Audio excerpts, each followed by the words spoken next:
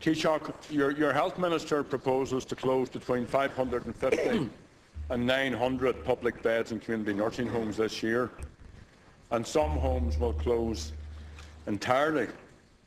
And the plan that's been unveiled, your government's plan that Labour have signed up to, will mean the loss of acute hospital beds, cuts to community mental health and disability services, 3,300 staff to be cut, home help hours will fall by 500,000, and the planned bowel cancer screening programme has been put back to the end of the year.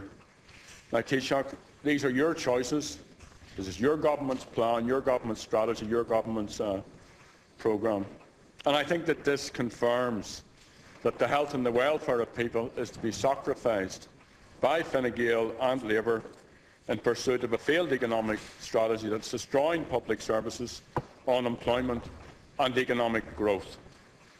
And Taoiseach, the people, particularly the vulnerable elderly people in the nursing homes, are in a grip of fear and some despair, including in my own constituency, the nursing home Cottage Hospital or nursing home in Drogheda and up in RD. So patients and staff and elderly patients and their families want clarity. The plan is short on detail.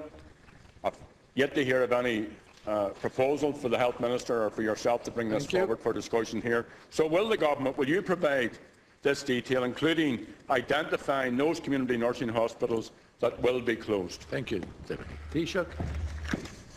We're over 13 billion allocated for the health budget for this year, which is going to be a very challenging year, and clearly will require some serious analysis of the structural changes that have to be made.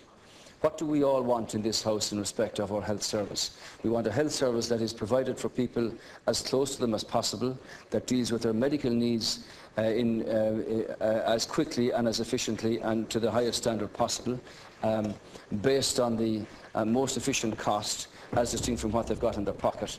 And we can pretend, Deputy Adams, that things are going to be as they were. When person after person has pointed out for years the inefficiencies that have been contained within the health structure. Minister Riley is not afraid to tackle this problem.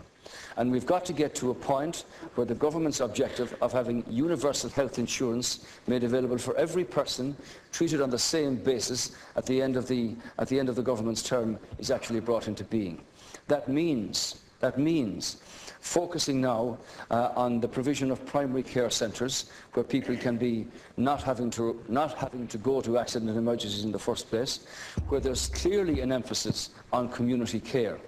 Why is it that up to 40% of people who are assessed for long-term geriatric care are never asked, where do you want to be yourself, where would you like to be? The vast majority of people that I come across, and that we know from all over the country, want to stay in their own homes for as long as possible. And you don't want a situation where people are being sent from acute care hospitals directly into long-stay institutions. Now, we can either continue with what we had, or we can change it.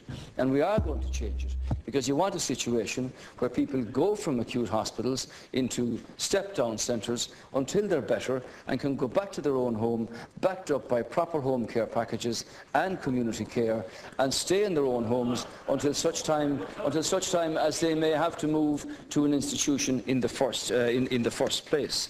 Clearly, the home care packages for 2012 remain at the same level as they were at 2011. The Minister has already ordered a review of the Fair Deal programme, where people are looking at this from a very sensitive point of view. The HSE clearly believes that there are still inefficiencies in the area that need to be looked at. And I might point out to you as well that this year there's 35 million ring-fenced for the whole area of mental health, which had become sidelined for so many years, and there's a further 15 million allocated for the GP cards for those who have long-term illness. So it's not all doom and gloom. I admit, Deputy Adams, that this is going to be a very challenging year for the health services, particularly for hospitals that are now carrying over a deficit and an overrun from last year, given the budget for this year. But we can pretend that things are all right. They're not all right. We've got to change the structures to make and provide a health system that we believe is in the best interests of our people, young and old alike. And that's the objective of the exercise here. It will not be without challenge, but it's necessary in regard to having a proper health service for all our people, young and old alike. Thank you. Deputy Adams. Well, I asked you, Taoiseach, a very specific question, which was about identifying those community nursing hospitals which will be closed. You haven't done it. You dodged the question. You answered questions that weren't even asked. I'm not pretending everything's all right. On the contrary. And it doesn't add up to me. You say there's a focus on community care. Well, then why cut 500,000 home help hours? If there's a focus on community care, you wouldn't be doing that. So, this is just an appalling vista. You asked what everybody in this House wants from their health service.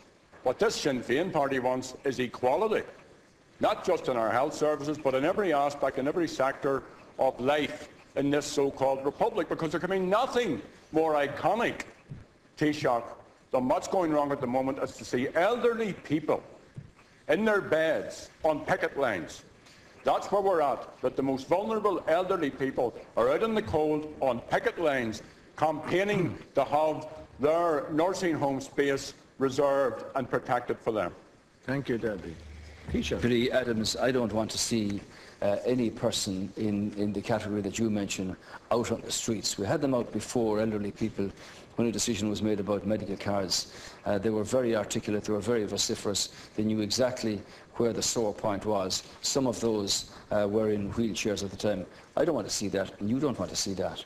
Minister Riley has already visited a number of community nursing homes where he's now involved with the communities in looking at the imaginative and creative ways that they themselves want to assist in the provision of extra facilities to keep community facilities and community nursing homes that might be in danger of closing down, to keep some of those open.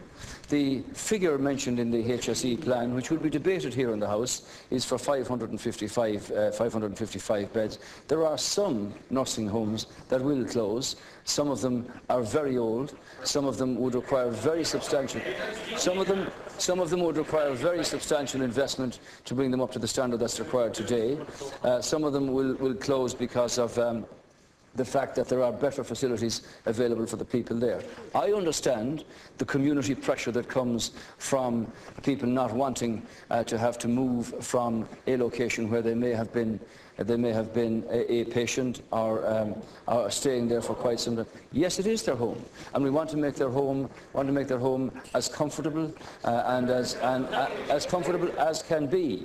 You don't want people to be in a home which is not designated as being fit, which is not designated as being up to safety standards, and where there are clearly waste in that system.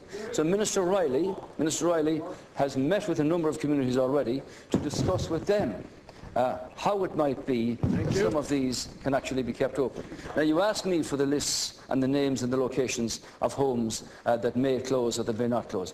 I think that's an issue that's debated here. I don't have the list in front of me, whether they're designated for closure or not, simply because the Minister is involved with communities in saying, look, this is the situation in this home. Now let's discuss its future. Communities themselves are focused on wanting to retain these homes, and they're prepared to back it up. In fact, they're giving much more cooperation than a lot of people in this House.